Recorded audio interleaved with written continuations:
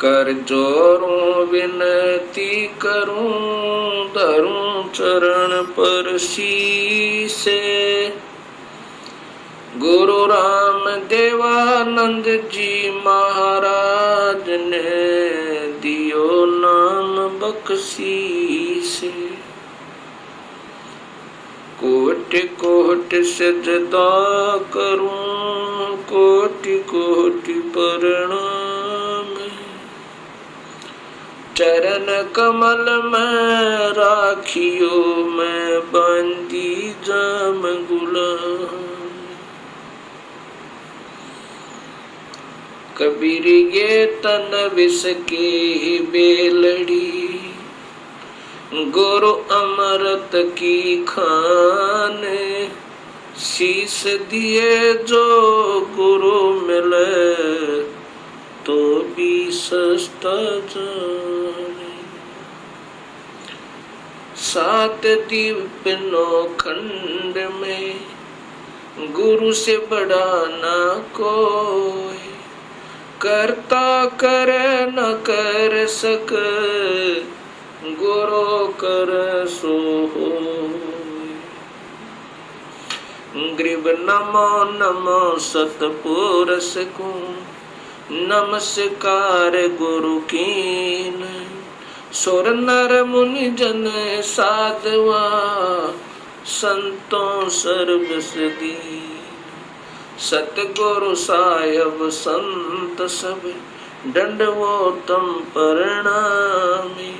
आगे पीछे मध्य हुए, तिनको जा कुर्बानी।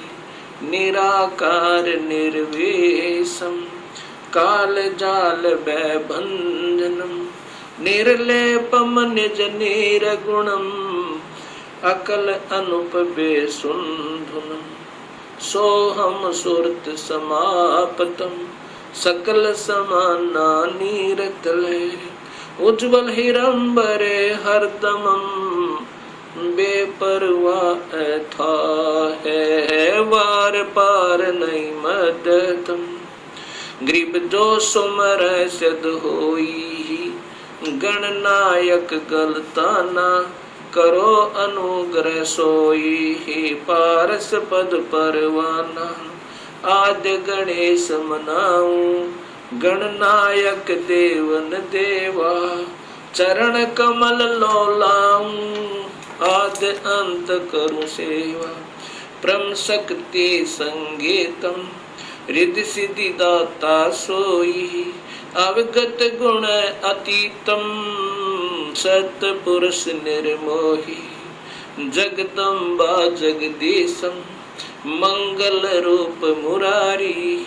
तन मन अर्पों शीसम, भक्ति मुक्ति भंडारी। सुर नर मुनि जन ध्यावे, ब्रह्मा विष्णु महेशा। शेष शेष मुख गावे, पूज्य आदि गणेशा। इंद्र कुबेर सरीखा, वरुण धर्म राय ध्यावे। समर्थ जीवन जी का, मन इच्छा फल पावे। 33 कोटि आधारा, ध्यावे शेष 88। उतरे भव जल पारा, कट है यम की फांसी। 33 कोटि आधारा, ध्यावे शेष 88। उतरे भव जल पारा, कट है यम की फांसी।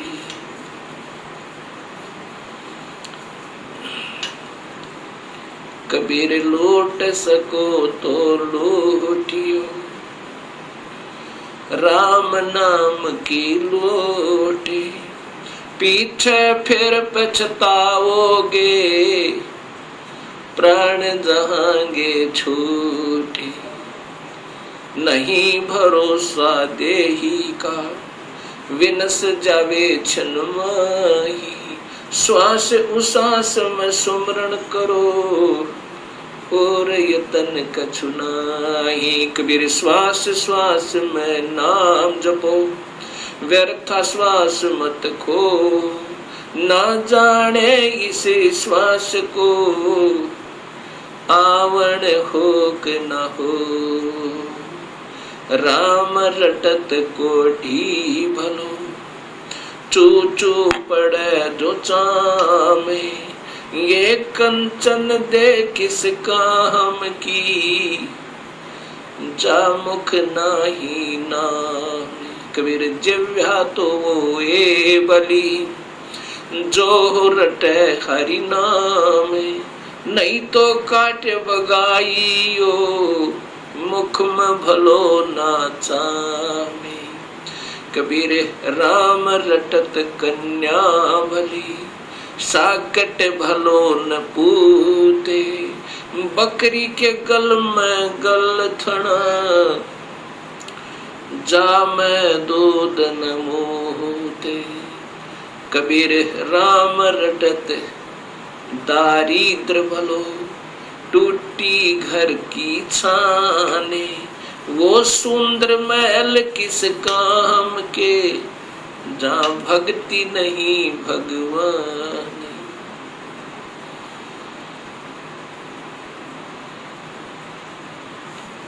परमपिता परमात्मा पूर्ण ब्रह्म भगवान कबीर साहिब की असीम कृपा से परिभाषा प्रभु की सर्वभक्त समाज के समक्ष पहुंची। इस सत्य ज्ञान को श्रवण करके तथा टीवी के ऊपर देखकर हजारों की संख्या में भक्त आत्माओं के श्रद्धा भरे पत्र तथा साथ में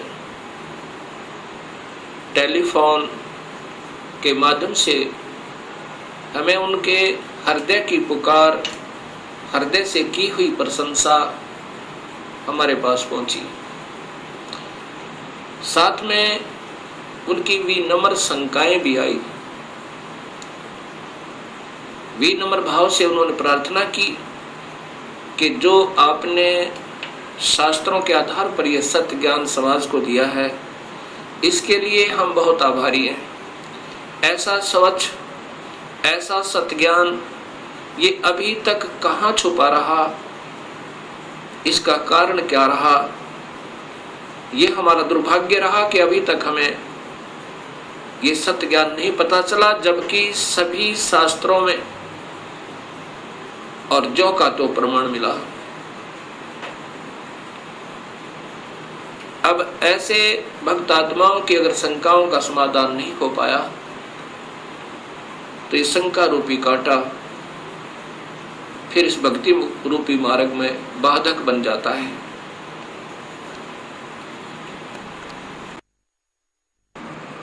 इसके लिए सर्वप्रथम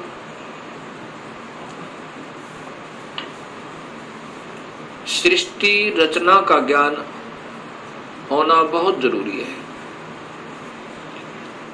जब तक हम सृष्टि रचना को ढंग से नहीं समझ पाएंगे, तब तक हम इस सत्य ज्ञान को नहीं कैच कर सकते, नहीं पकड़ सकते, नहीं समझ सकते। सृष्टि रचना के बारे में अभी तक समाज को, भगत समाज को, अपना कोई समाज नहीं है, कोई धर्म नहीं है हमारा एक ही धर्म है, मानव धर्म, और जीव अपनी जाति है। ये सबसे पहले हमने याद रखना चाहिए। जीव हमारी जाति है, मानव धर्म हमारा हिंदू, मुस्लिम, सिख, ईसाई ये धर्म नहीं कोई न्यारा है। हम एक पिता की संतान हैं, हमारा एक ही बाप है, वो कुल मालिक पूर्ण परमात्मा। और पिछले इतिहास को अगर हम देखें, उसमें ना कोई हिंदू था, ना मुसलमान, ना सिख, ना ईसाई। आज हम कोई हिंदू बना हुआ है, इस मानव शरीर के समाप्त होने पर भक्तिहीन प्राणी अपने संस्कारवश कभी पशु बन जाएगा, कभी पक्षी बनेगा, कभी पानी के जलचर बन जाएंगे। जब हम पशु होंगे तो हमारी पशु जाति होगी, और जब हम पक्षी होंगे तो हम पक्षी जाति के प्राणी होंगे। और ये भी हो सकता है कि हमारा कोई पुण्य संस्कार बचा हुआ हो, पुनर्जन्म मानव का हो, तो हम, कोई हिंदू है वो मुसलमान के घर जन्म लेगा, क्योंकि हमारे पिछले संस्कार रले मिले हैं, अलग नहीं है। सिख धर्म लगभग 300 वर्ष पूर्व 10वें गुरु गोविंद सिंह जी के द्वारा ये निर्मित हुआ, इसका उत्थान हुआ। उससे पहले सब हिंदू थे। उनके पिछले नाम राजा राम, कृपा राम, रामचंद्र, चंद्रभान, इस प्रकार के हैं। 3-4 पीढ़ी से पूर्व के जितने पूर्वज हैं वो इन नामों पर हैं। ऐसे ही इससे पहले मुसलमान धर्म नहीं था। हजरत मोहम्मद जी ने एक विशेष पवित्र मार्ग बनाया था भक्ति का, लेकिन आने वाले समय में इसमें बहुत त्रुटियां बन गई। ऐसे ही पहले ईसा जी ने एक निर्मल भक्त समाज तैयार किया था, उससे पूर्व अब्राहिम जी ने, ऐसे ये आदम जी से पहले हिंदू धर्म था, और हिंदू से पहले केवल आर्य हुआ करते थे, कोई धर्म नहीं था। अब हमने ये विचार करना पड़ेगा कि हम दो नहीं हैं। जहां से भी भक्ति प्रारंभ होती है वो निर्मलता के आधार पर है। बीड़ी, शराब, मांस, तमाकू उसमें कभी प्रयोग नहीं होता, और केवल एक प्रभु की ही साधना प्रारंभ होती है। आने वाले समय में उसमें त्रुटियां आ जाती हैं। मनमुखी गुरु लोग उसमें ढेर सारी त्रुटियां पैदा कर देते हैं, और जिसके कारण वो समाज का प्रारूप बदल जाता है। भक्त समाज का, उस धर्म का एक प्रारूप बदल जाता है, वास्तविकता नहीं रहती। फिर ऐसे ही सदियों उपरांत फिर ये मार्ग प्रारंभ होता है। उसमें प्रारंभकर्ता को कठिनाइयां अवश्य आती हैं। समाज समझता है कि ये निंदक है, सभी को की साधनाओं को गलत बता रहा है। बिल्कुल नहीं,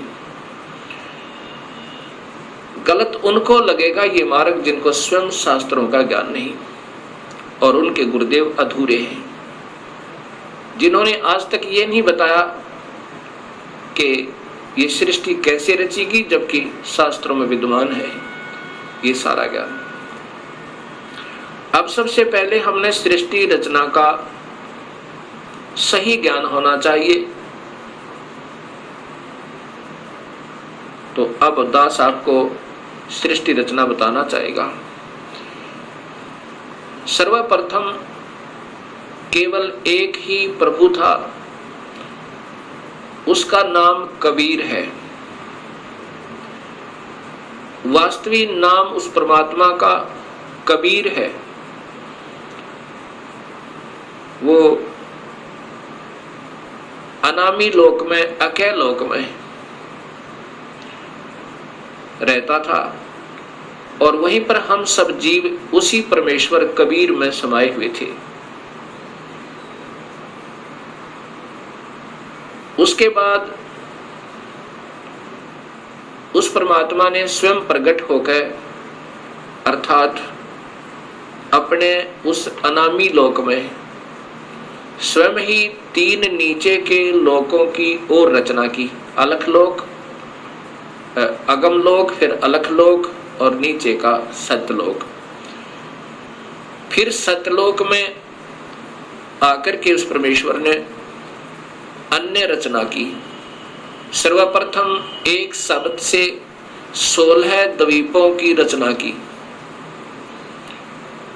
उसके बाद 16 शब्द फिर उच्चारण किए, उनसे अपने 16 पुत्रों का निर्माण किया, उनकी शब्द से उत्पत्ति की, वचन से। और उनको उन 16 द्वीपों में रहने की आज्ञा दी। उनमें से एक पुत्र अचिंत को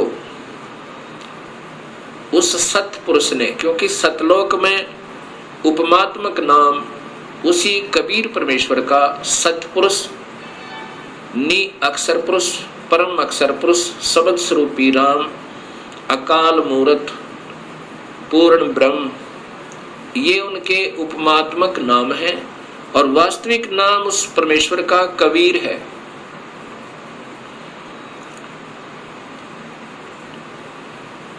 सतलोक के अंदर सतपुरुष ने अपने पुत्र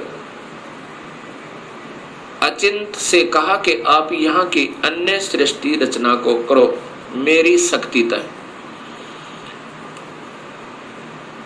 अचिंत ने अपनी शब्द शक्ति से अक्षर पुरुष परब्रह्म की उत्पत्ति की और उससे कहा कि मेरा सहयोग दो यहाँ सतलोक में अन्य सृष्टि रचना करने का। अक्षर पुरुष अर्थात ये परब्रह्म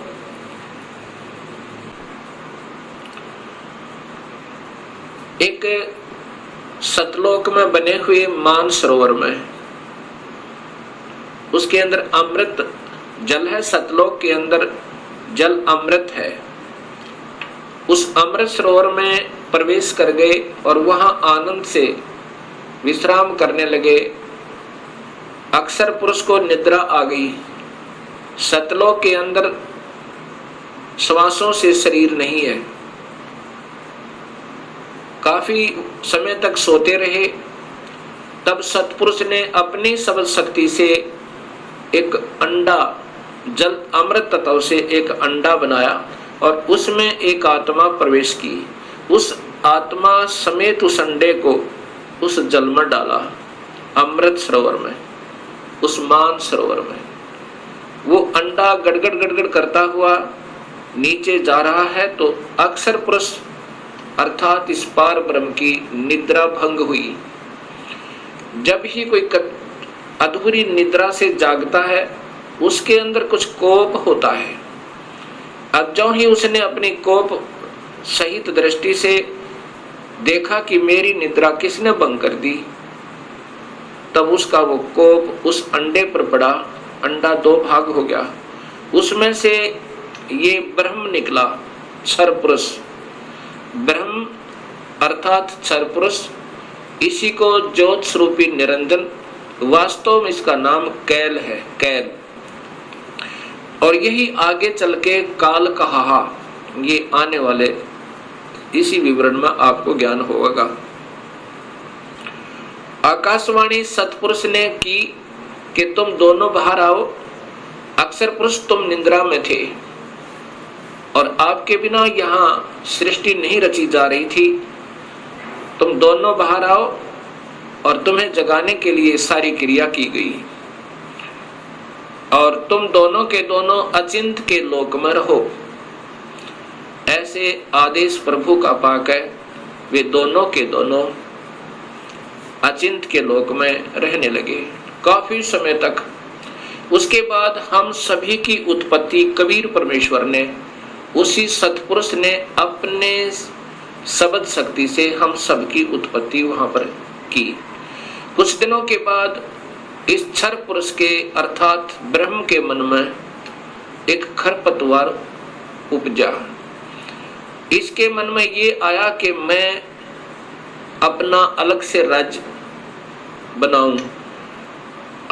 मेरे अन्य भाई सब एक एक द्वीप में रहते हैं और हम दो यानी अचिंत और ब्रह्म और साथ में ये अक्षर पुरुष पर ब्रह्म भी, हम एक ही द्वीप में रह रहे हैं। मैं अपना अलग राज्य चाहूंगा।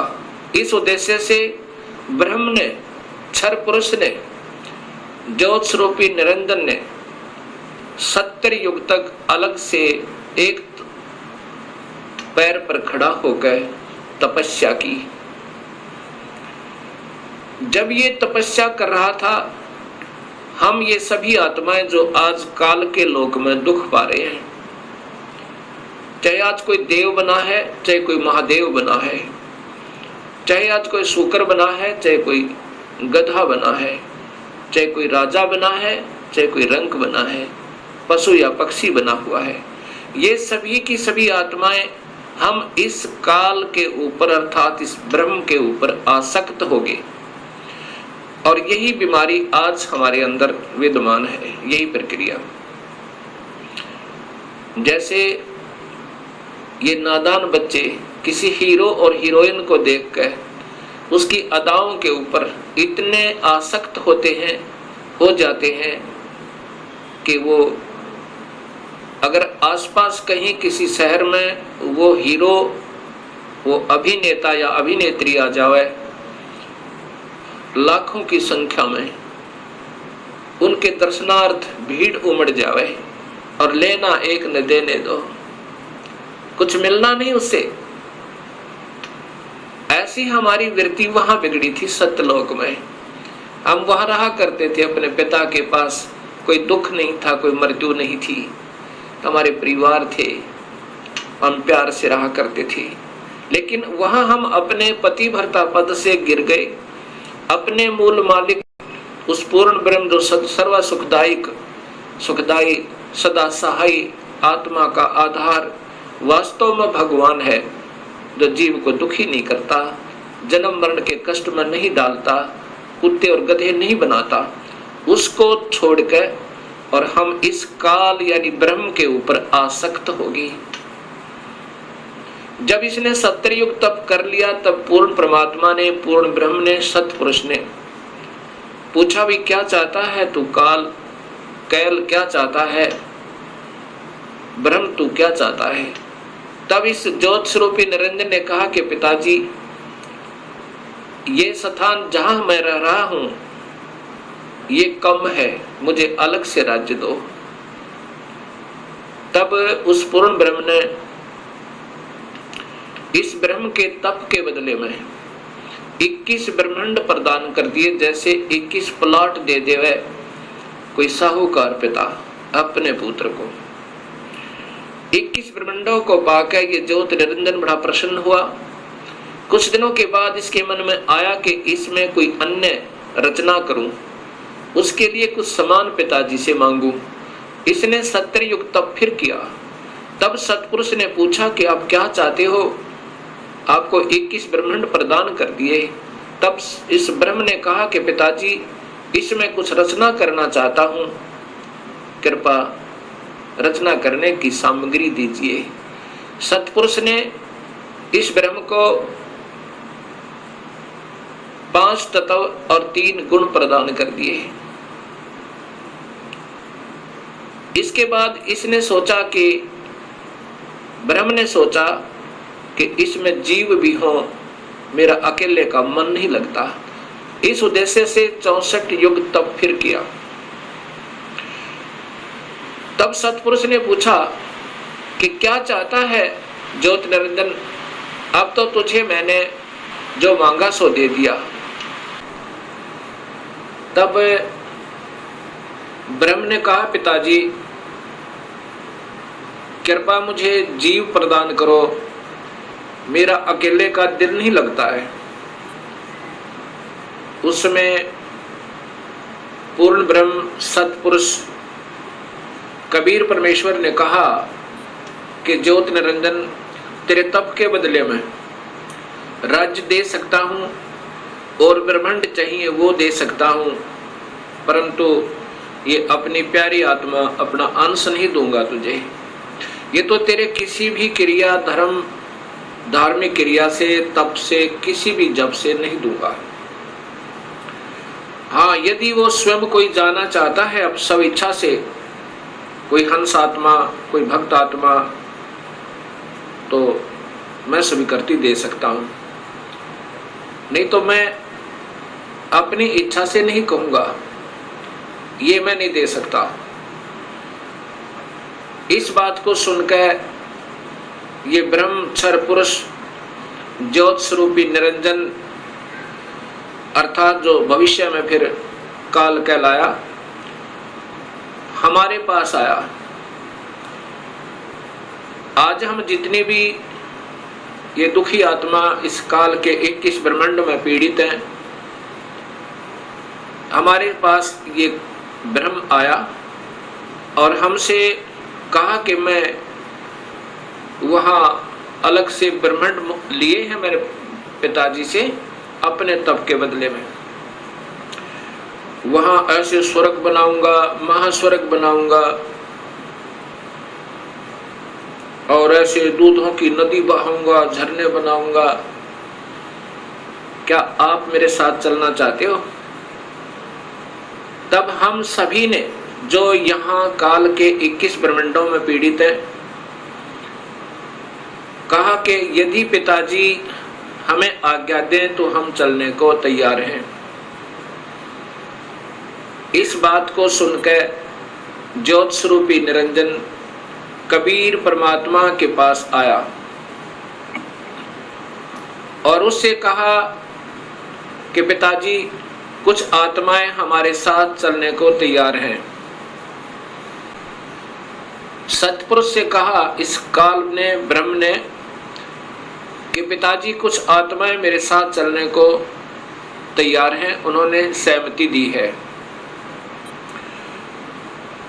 तब पूर्ण परमात्मा सतपुरुष अर्थात कबीर देव ने, कबीर साहिब ने कहा कि यदि वो मेरे सामने स्वीकृति देंगी, जितनी भी आत्माएं हैं जो तेरे साथ जाना चाहते हैं, तो मैं उनको आज्ञा दे दूंगा। ऐसा कहकर के सतपुरुष हम सभी आत्माओं के पास आया जो आज काल के लोक में कैद में बंद हैं। सतपुरुष ने, उस अकाल मूर्त ने, शब्द स्वरूपी राम ने हमसे पूछा कि जो आत्मा इस ब्रह्म के साथ जाना चाहती हैं वो अपनी सहमति व्यक्त करें। उस समय हम सभी घबरा गए और नहीं हिम्मत पड़ी अपने पिता के सामने स्वीकृति देने की। उस समय एक आत्मा ने सर्वप्रथम हिम्मत किया, डेयर किया और कहा कि पिताजी मैं इस ब्रह्म के साथ जाना चाहता हूं। उसकी देखा देखी फिर हम सभी ने स्वीकृति दे दी।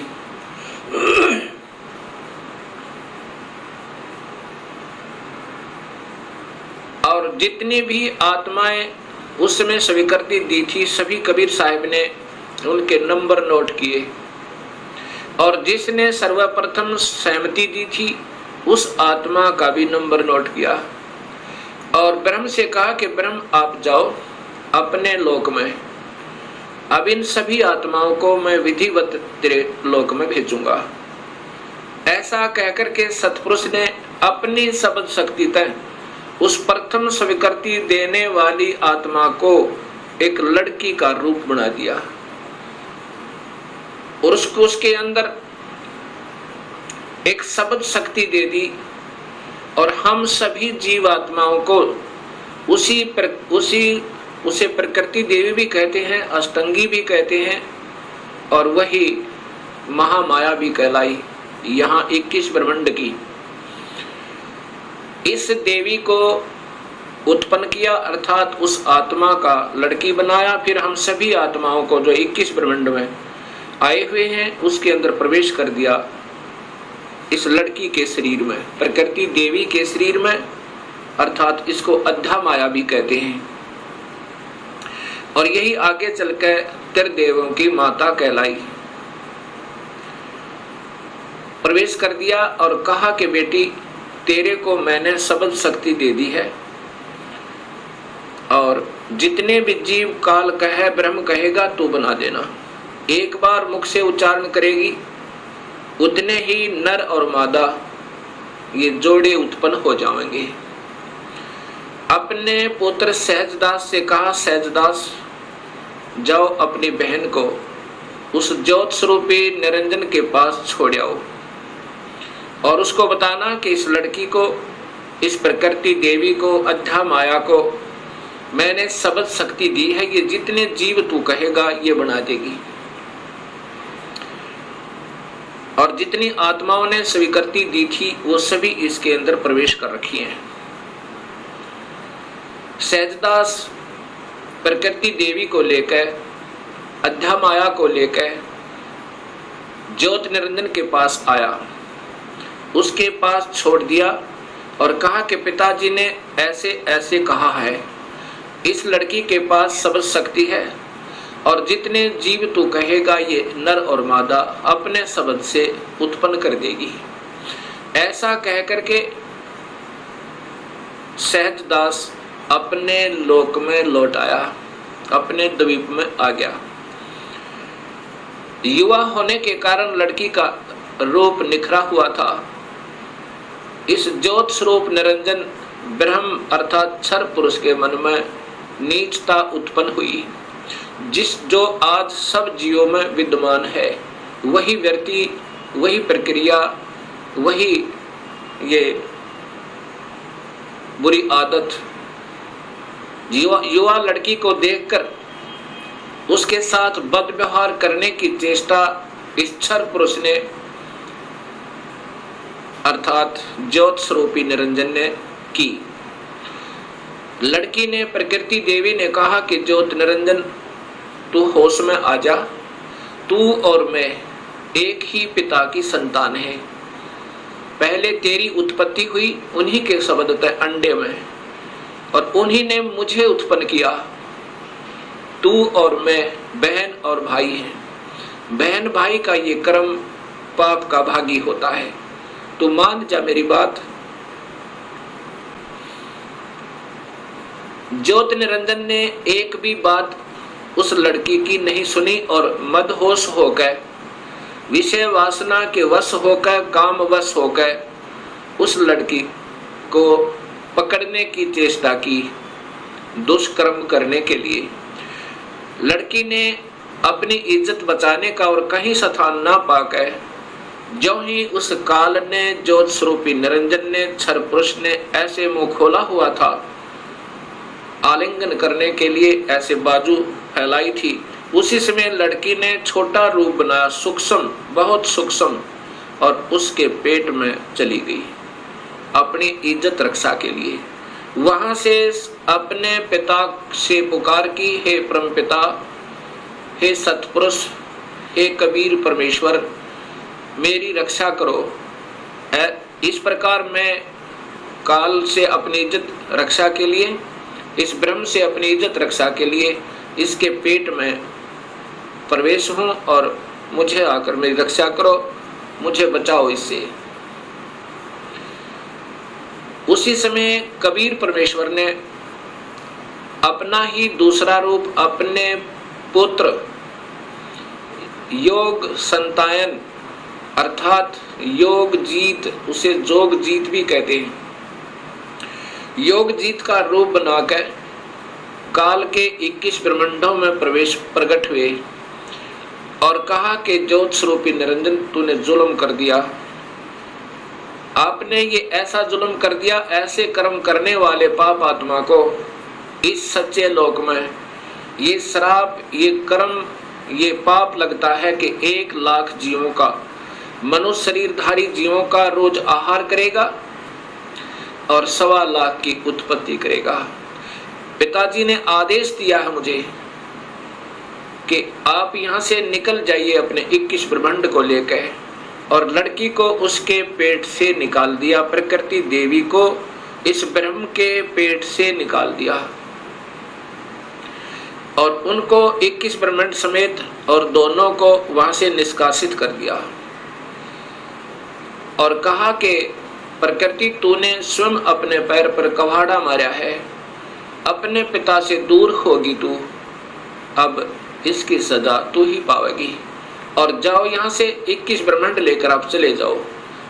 इतना कहते ही 21 ब्रह्मांड वायुयान की तरह वहां से चल पड़ा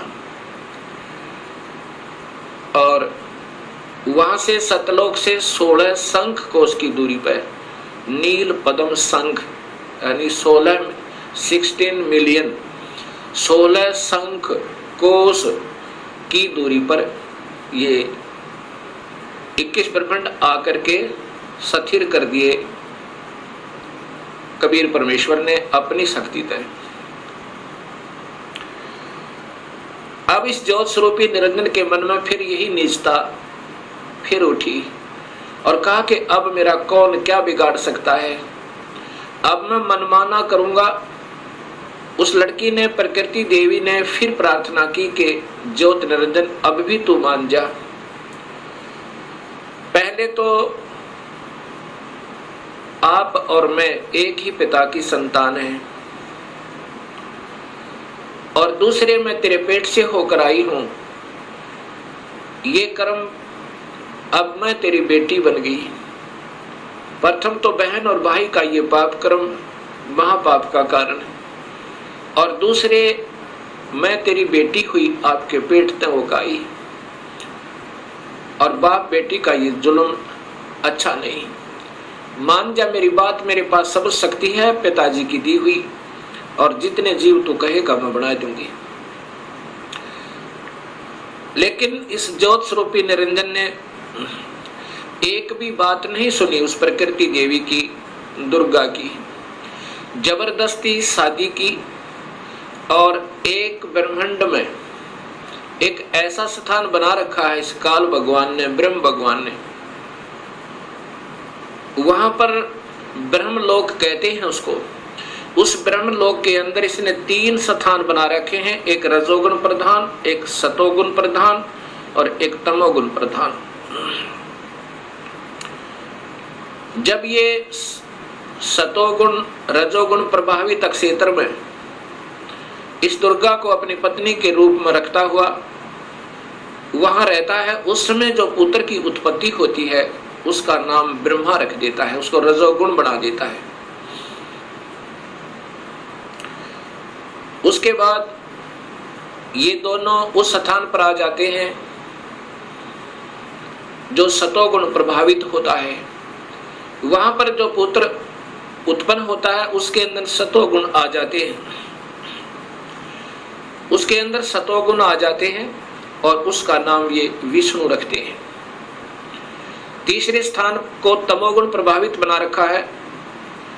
वहां रहकर अब इसी प्रकृति देवी दुर्गा के साथ जो पुत्र उत्पन्न करता है उसका नाम रुद्र शंकर शिव रखता है।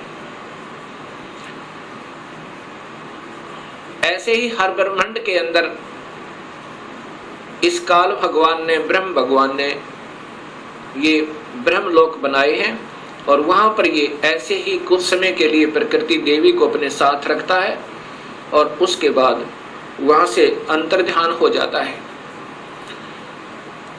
अब जब इसने इस लड़की को, प्रकृति देवी को बदनजर से देखा था, और ये लड़की प्रकृति देवी ने इसके पेट में शरण पाई थी, ज्योत निरंजन के पेट में, और फिर सतपुरुष ने अपने पुत्र जोगजीत का रूप बना करके आकर उसको निकाला था। उस दिन से इसका नाम काल पड़ा। कहा था कि आज से तेरा नाम काल होगा, और 1 लाख जीवों का, मनुष्य शरीरधारी प्राणियों का रोज आहार करेगा, और 1.25 लाख की उत्पत्ति किया करेगा। ये वहां पर सतलोक के अंदर ऐसा दुष्कर्म करने वाले को स्वतः पाप लग जाता है। अब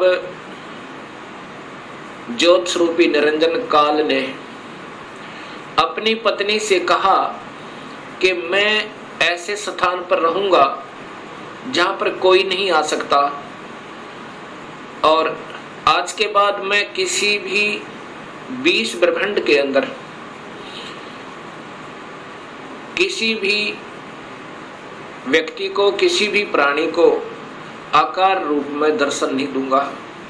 मुझे निराकार समझा करेंगे, लेकिन मैं अपने वास्तविक रूप, काल रूप में अपने 21वें ब्रह्मांड में रहा करूंगा। वहां पर कोई नहीं आ सकता, ना ब्रह्मा आ सकता, ना विष्णु आ सकता, ना शिव आ सकता, और ना ही कोई वेदों में के अनुसार साधना करने वाले साधक आ सकते। मैं वहां रहा करूंगा। और सर्व कार्य मैं गुप्त रूप से किया करूंगा। तब प्रकृति देवी ने कहा कि निरंजन मैं तेरे वश होगी, अब कुछ भी नाच नचा।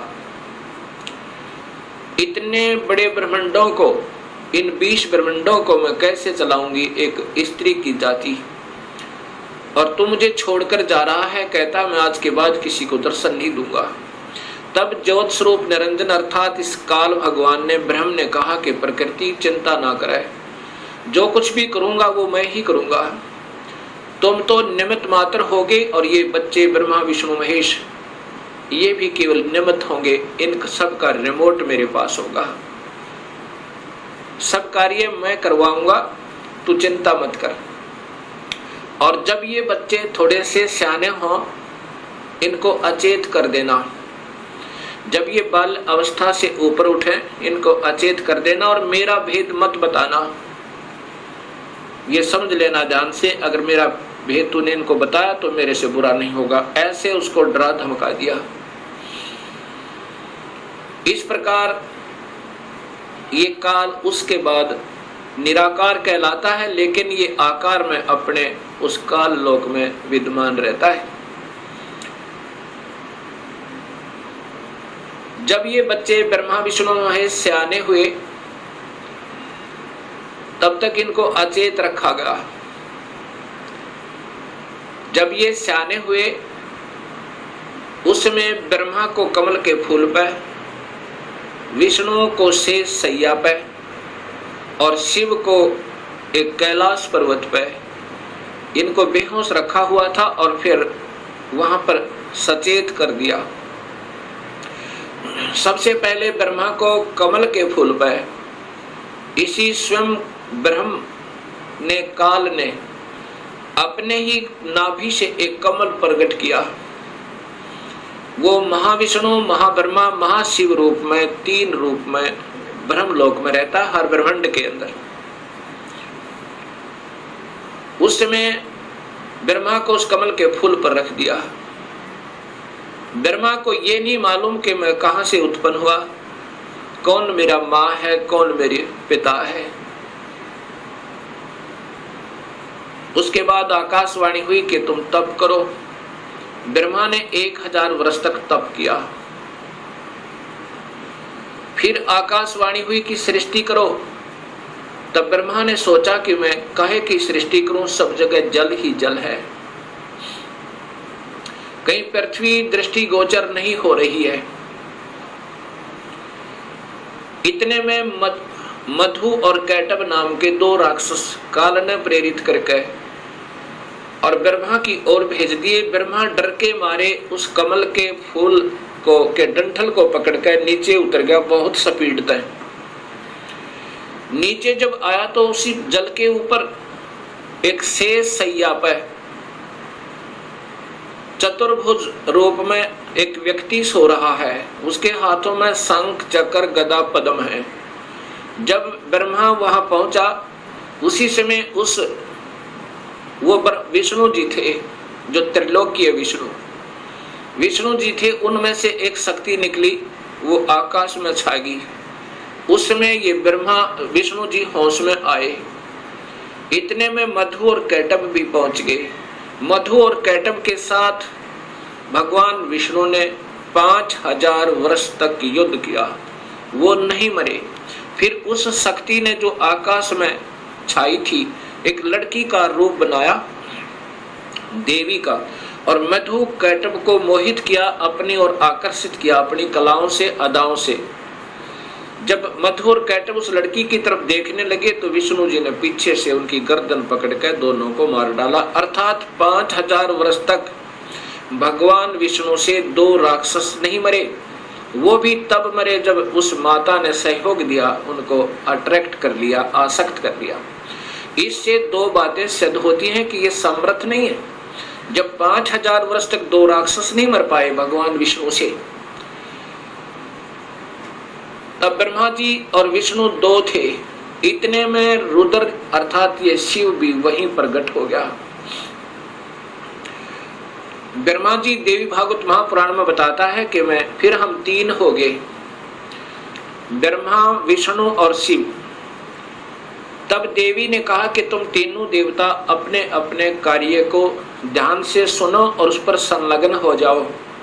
ब्रह्मा जीवों की उत्पत्ति करवावे, उनको रजोगुण प्रभावित करके, ये केवल इतने ही ब्रह्मा हैं। और विष्णु फिर इनके आपस में सतिथि बनाए रखे, मोह ममता में फंसाए रखे, ये विष्णु जी की ड्यूटी है। और शिव की ड्यूटी है कि ये संहार करे। तब इन तीनों ने कहा कि हे माई, हे देवी, कहीं पर पृथ्वी नजर नहीं आ रही है और पृथ्वी के बिना प्राणियों की सृष्टि, स्थिति और संहार असंभव है। तब वो देवी मुस्काई और कहा कि तुम इतने में एक विमान आया और कहा कि तुम तीनों के तीनों इस विमान में बैठो और चिंता मत करना, घबराइयो मत। उस समय ये तीनों के तीनों ब्रह्मा, विष्णु, महेश विमान में प्रवेश कर गए। विमान मन की गति से चला, बहुत तीव्र गति था। कहां पहुंचा? ब्रह्मलोक में पहुंचा, जहां पर ये काल भगवान 3 रूपों में रहता है, जहां इनकी उत्पत्ति की जाती है, ब्रह्मा, विष्णु, महेश की। और वहां पर कोई नहीं जा सकता, ना वेद विधि से, किसी साधना तक, ना तप से, ना यज्ञ से, ना हवन से, किसी प्रकार से नहीं जा सकता, ना किसी जप से। वहां पर तो ये अपनी कृपा से ही ले जा सकता है, ये काल भगवान सोचल सिद्ध करके। वहां जाकर के इन्होंने क्या देखा?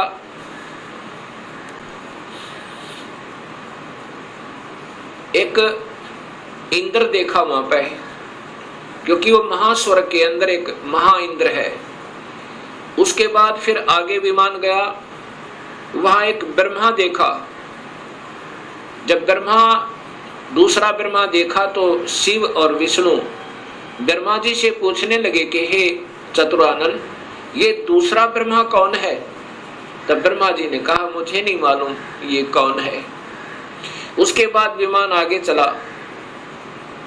फिर क्या देखा कि एक त्रिनेत्रधारी भगवान शिव दूसरा देखा, जो नंदी वृषभ पर सवार थे, हाथ में त्रिशूल लिए हुए थे। उसके बाद इनका विमान आगे चला। वहां पर क्या देखा कि एक विष्णु और थे, और वहां बहुत सुंदर विशाल लक्ष्मी का एक भवन था, उसमें बहुत ऐश्वर्य के साधन उपलब्ध थे। उसके बाद विमान आगे पहुंचा। कहां गया? एक माई बैठी थी, जिसके शरीर में जैसे हजारों बिजलियां चमक रही हो, इतना तेज था, इतना नूर था, और वो प्रकृति देवी थी। ये ब्रह्मा, विष्णु, महेश की मां थी, मां है जो इन्होंने देखी। विमान वहां रुका। देवी एक विशाल भवन के अंदर विराजमान थी। तब उसने कहा कि तुम तीनों के तीनों जहाज से नीचे उतरो। हम नीचे उतरे। ब्रह्मा, विष्णु, महेश, ब्रह्मा बता रहा है देवी भागवत महापुराण में, नीचे उतरे। तब विष्णु जी ने ध्यान से देखा और कहा कि ये तो अपनी मां है। इस माई के दर्शन मैंने किए थे जब मैं बालक था, छोटा सा था। जब मैं बालक था, छोटा सा था, तब मैंने इस माई के दर्शन किए थे। इससे सब सिद्ध है कि इनका जन्म है और ये तीनों की मां है। तब ब्रह्मा, विष्णु और शिव ने तीनों ने स्वीकार कर लिया कि ये ही अपनी जननी है। तब शिव जी कहते हैं, हे माता, जब आप ब्रह्मा को उत्पन्न करने वाली आप हैं, विष्णु भी जब आपके बालक हैं, तो ये तीसरा भी आप ही का बच्चा है। आप ही हमें गुप्त भेद नहीं बता रहे थे, अब हमने आप ही की कृपा से ज्ञान हुआ। अब इसका प्रमाण आपको सबसे पहले देवी भागवत महापुराण में देता हूं। पहले आपको देवी भागवत महापुराण से प्रथम शिव पुराण को दिखाता हूं, उसके बाद फिर आपको देवी भागवत महापुराण दिखाऊंगा। और ये शास्त्र पहले से उपलब्ध थे, कोई आज नहीं बनाए इस दास ने। क्योंकि जितने हमारे अभी तक शास्त्र विद रहे वो अल्पज थे, अधूरे ज्ञान युक्त थे, वो उनको इस सत्य मार्ग का पता नहीं था। इसलिए हमारे सभी पूर्वजों को भूत बना दिया गीता विरुद्ध साधना करवा के, और पितर बनवा दिया गीता विरुद्ध साधना करवा के। गीता में लिखा है कि देवी देवताओं की पूजा मत करो, ब्रह्मा विष्णु महेश की पूजा तक भी नहीं करनी है, तीनों गुणों की भक्ति नहीं करनी है। केवल ब्रह्म से प्रारंभ होती है भक्ति, और पूजा करनी है केवल पूर्ण ब्रह्म की। अब मैं आपको देवी भागवत, पहले आपको शिव महापुराण दिखाता हूं।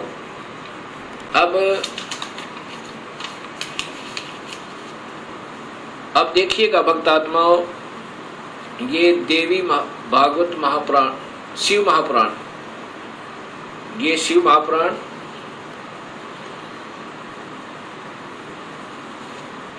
इसके अंदर आपको पता चलेगा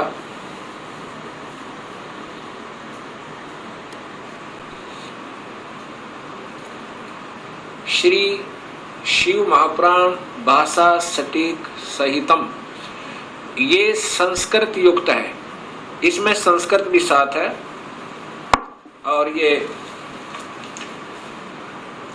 शिवा भाषा टीका टीकोत्तम, टीकाकार है डॉक्टर ब्रह्मानंद त्रिपाठी, साहित्य आयुर्वेद ज्योतिष आचार्य, MA PhD DMCA, ये टीकाकार हैं इनके। और ये आपके समक्ष है, इसमें क्या लिखा है यहां देखिएगा।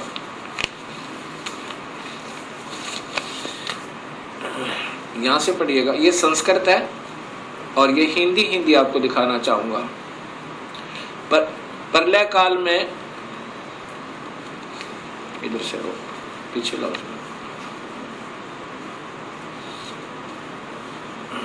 ए मुनिवर, प्रलय काल में भी शिव पार्वती का कभी वियोग न होने के कारण ही काशी को अविमुक्त अक्षेत्र कहते हैं। प्राचीन काल में शिवजी ने इस अक्षेत्र का नाम पहले नंदनवन और बाद में अविमुक्त रखा था। हे देवर्षि नारद, आनंद वन में रमण करते हुए शिव पार्वती के मन में इच्छा हुई कि किसी दूसरे पुरुष का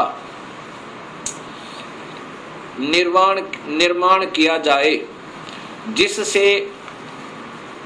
जिसके ऊपर अपने इस महासागर को डालकर हम दोनों स्वच्छंद होकर वैराग्य धारण कर केवल काशीपुरी में निवास कर सकें। वही सदा सब कुछ करे, वही रक्षा करे, वही अंत में वही रक्षा करे और अंत में मेरे अनुग्रह से वही सृष्टि का संवरण भी करे। चिंता रूपी लहरों से चलायमान चिंता रूपी समुद्र को बटोर कर रजोगुण रूपी विदुम से विस्तृत करे। अब यहाँ देखिएगा, ये ना अपने हिसाब से लगा रखेंगे। ऐसे विचार कर उस सर्वव्यापक भगवान ने उस पराशक्ति के 10वें अंग, ये 10वां अंग देखिएगा, ये ध्यान रखना, 10वें अंग अर्थात योनि में सुधार रूपी आवास का प्रयोग किया। ये दिखाना चाहते हैं आपको कि ये कहना क्या चाहते हैं हम। तब उससे तीनों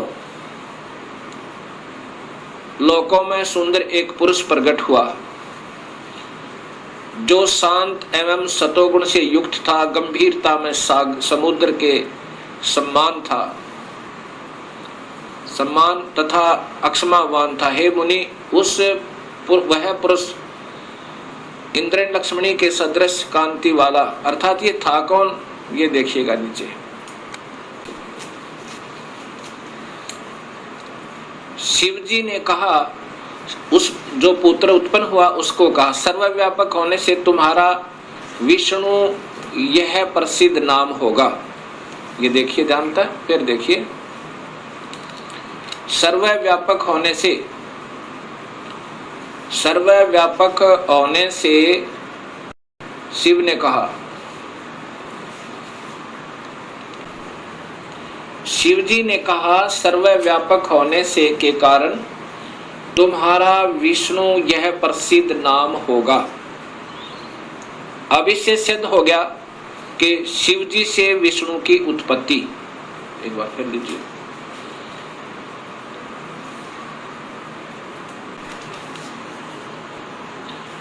अभी आपने ये शिव महापुराण में छठे अध्याय को देखा, छठे अध्याय में कि भगवान शिव से और पार्वती के संयोगता है। पार्वती कौन? ये महाशक्ति यानी शेरा वाली प्रकृति के द्वारा विष्णु की उत्पत्ति हुई। अब सातवां अध्याय, ये संस्कृत भी साथ है। अब यहाँ आगे देखिएगा, ये हिंदी देखिएगा। ब्रह्मा जी ने कहा कि विष्णु भगवान के शयन करने के बाद उनकी नाभि से एकाएक बहुत बड़ा कमल पुरुष उत्पन्न हुआ, कमल पुष्प। अब ये ब्रह्मा बता रहा है लेकिन तुक्के लगा रहा, क्योंकि स्वयं बेहोश था पहले, इसको आप ही नहीं मालूम वो कौन से विष्णु की नाभि से मिला। ये देखिएगा, उत्पन्न हुआ जिसकी नाल टनकार फल फूल के फूल। अब ज्यादा ना देख के देखिएगा, उस सांब शिव परमेश्वर भगवान शिव ने पहले की भांति जैसे विष्णु की उत्पत्ति की थी, दुर्गा और काल के संयोग तय, पहले की भांति अपने दाहिने अंग से मुझे उत्पन्न किया। ब्रह्मा कह रहा कि मेरी उत्पत्ति भी उस काल ब्रह्म से, यानी शिव कह रहे हैं, ये शिव हो, महा ब्रह्मा महाविष्णु महाशिव रूप में ये काल ही रहता है, मुझे उत्पन्न किया, ये ब्रह्मा जी ने बताया। कई भक्तात्मा कहते हैं कि जो गीता प्रेस गोरखपुर से प्रकाशित पुस्तकें हैं वही विशेषकर आम भक्त समाज उनको सत्य मानता, एथेंटिक मानता है। अब आपके सामने यही गीता प्रेस गोरखपुर से प्रकाशित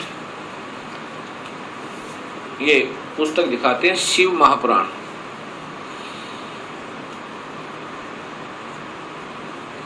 संक्षिप्त शिव महापुराण, और ये नीचे गीता प्रेस गोरखपुर से, और इसके छठे अध्याय में फिर यही प्रमाण है।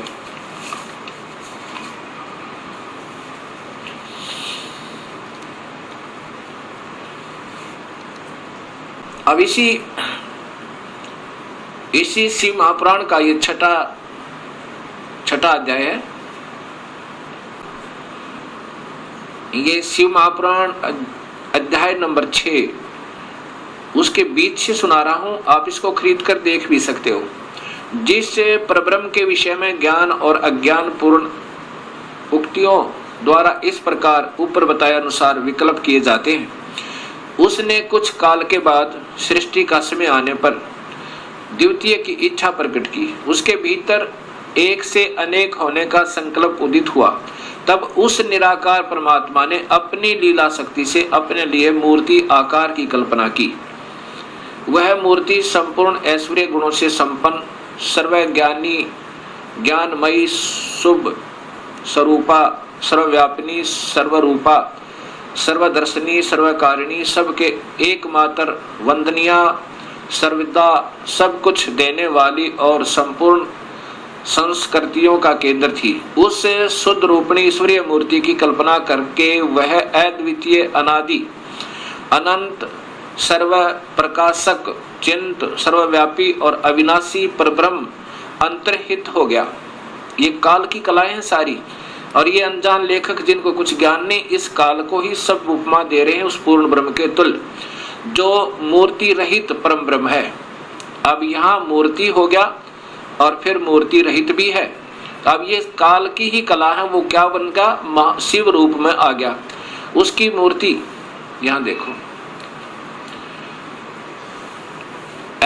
चिंतमय आकार भगवान सदाशिव हैं।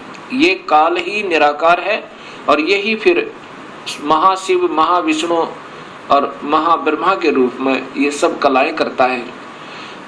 अर्वाचीन और प्राचीन विद्वान इसी को ईश्वर कहते हैं। जितना जिनको ज्ञान है इस काल को ही ये ईश्वर कहते। उस समय एकाकी रहकर स्वेच्छानुसार विहार करने वाले उन सदाशिव ने अपने विग्रह से स्वयं ही एक स्वरूप भूता शक्ति की सृष्टि की, अर्थात वह देवी इसी के शरीर से निकली, वो निकाली थी पूर्ण परमात्मा ने, जो इसके पेट में शरण ले ली थी, कि जो उनके अपने श्री अंग से कभी अलग होने वाली नहीं थी। उस पराशक्ति को प्रधान प्रकृति, देखो प्रधान प्रकृति गुणवती माया बुद्धि तत्व की जननी विकार रहित बताया गया है। वह शक्ति अंबिका कही गई है और उसी को प्रकृति, ये ध्यान से देखना भक्तात्माओं, यही देवी अध्या माया, ये प्रकृति देवी, प्रकृति सर्वोश्वरी त्रिदेव जननी, यानी तीनों देवताओं की माँ, ब्रह्मा विष्णु महेश की माता, नित्य और मूल कारण कही सदाशिव द्वारा प्रकट की गई उस शक्ति की 8 भुजाएं हैं। अब ये स्वतः ही स्पष्ट हो गया कि यही प्रकृति देवी ब्रह्मा विष्णु महेश की माता है। और इसी में फिर आगे आता है कि ब्रह्मा और विष्णु की उत्पत्ति शिव से हुई। ये महाशिव काल है